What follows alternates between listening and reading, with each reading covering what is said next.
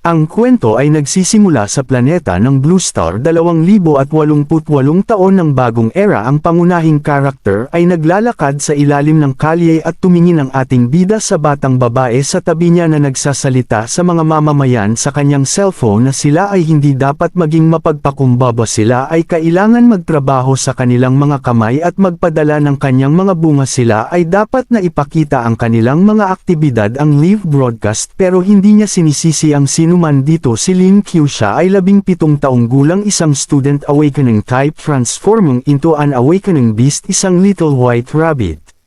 Sa tingin ng ating bida ay sumobra na ang babae sa kanyang outfit at sinasabi ng mga nanunood ng stream na siya daw ay maganda at may napansin na parang tinitingnan siya ng iyong kaluluwa ang taong nasa likod at sinasabi din ng mga tao na mayroon ba itong mga taong tulad nito ay kasuklam-suklam. Ang mga ito ay halos hindi maling mga taon marahil siya ay kinulam.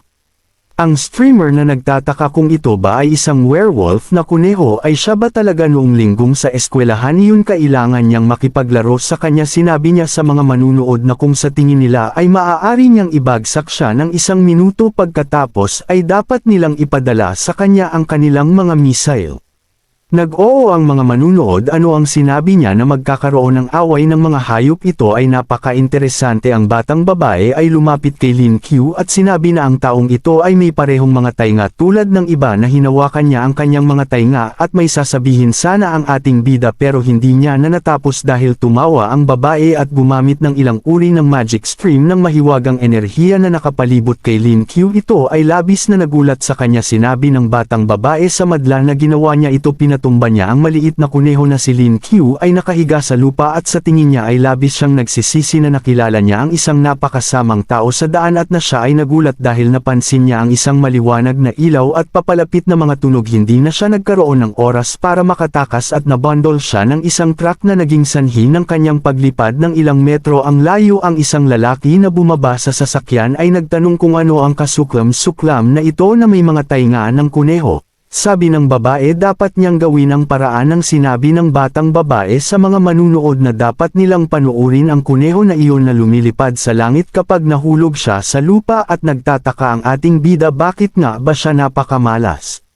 Lumaki ang ating bida sa isang ampunan sa edad na 15 taong gulang. Siya ay pumunta sa lungsod para sumali, nag-transform sa isang hayop ngunit ang kanyang anyo ay tulad ng isang kuneho sa paaralan na puno ng mga supernatural na nilalang. Palagi siyang binubuli ng batas sa asol na bituin ang kaligtasan ng pinakamatibay sa isang kagubatan na may malaking bilang ng mga mabangis na hayop. Ang kuneho makapaghintay lamang na mapunit ang lalaki na naglalabas ng kanyang lakas habang pinupuntahan niya ang ating bida. Sinabi ng hangal na lalaki napakamalas na ito ay isang bagong kotse. Pagkatapos ng lahat ay dapat siyang bumangon at magbayad para dito. Nagdesisyon ba talaga siyang magpanggap na patay? Nagtaas ang ating bida ng kamay at sinabi ng hangal na lalaki tuturuan niya siya ng leksyon para malaman niya kung paano hawakan ang kanyang kotse. Sinuntok niya ang kanyang kamay at inilabas ang kanyang enerhiya. Iniisip ni Lin Q kung mamamatay ba siya ng ganito kalungkot. Siya ay kung maaari lamang siyang lumakas at ang hindi kilalang boses ay nagsasabi na pagkatapos ng 35 milyong taon ay sa wakas ay natagpuan ang isang angkop na host. Hindi madaling nagulat si Lin Q na may nakita at nagtataka kung nasaan siya. Maraming mga bintana ng system ang lumitaw sa harap sa kanya kung saan nakasulat ang X-ray vision nitong Hakang Skills Awakening Space Robot 9527 ay handang magsilbi ang may-ari nito. Tinanong ni Lin K kung anong klaseng labanos ang sinasabi ng robot na siya mismo ay labanos at ang buong pamilya niya ay labanos. Maari lang siyang tawaging 9527. Natatakot at nagtatanong kung ano ang nangyayari sa pangalan sa 527 sabi na sa kauna-unahang pagkakataon at libu-libong taon ay nakahanap siya ng angkop na host kaya ginamit niya ang kapangyarihang naipon sa loob ng 35 milyong taon upang iligtas siya.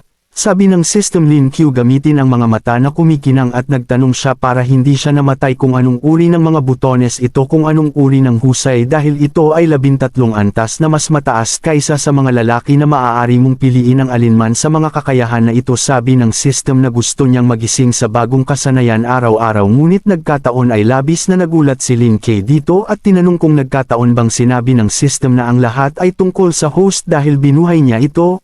Walang sapat na lakas ang ating bida pero hindi mo pinakinggan ang system at sasabihin na saka hindi siya titira dito. Ang ibig sabihin kapag binuhay niya siya ay babalik siya sa kasalukuyang panahon. Sinabi ng system na babalik siya sa lugar ng kanyang kamatayan. Kapag tinanong ni Lin Q kung makakakuha siya ng 1 linggong kasanayan, mamamatay ba siya muli? Sinabi ng system na hindi na niya kailangan ng tulong, dapat siyang magpasya ngayon para sa kanyang sarili. Gusto ba niyang gisingin ang kasanayan ngayon? Lin Q isipin na ito gumawa ng merong saysay na may pagkakataon siyang mabuhay muli. Kailangan niyang makipagsapalaran. Pinindot niya ang nakumpirma na button sa window ng system. Nakasulat na ang skill lottery ay na-activate na. Ang host ay nakakuha ng SSS rank skill at ability enhancement sa totoong mundo. Magical energy. Pinupunan ni Lin Q ang katawan at sinimulan niyang gumising. Ang mga hangal ay nagulat.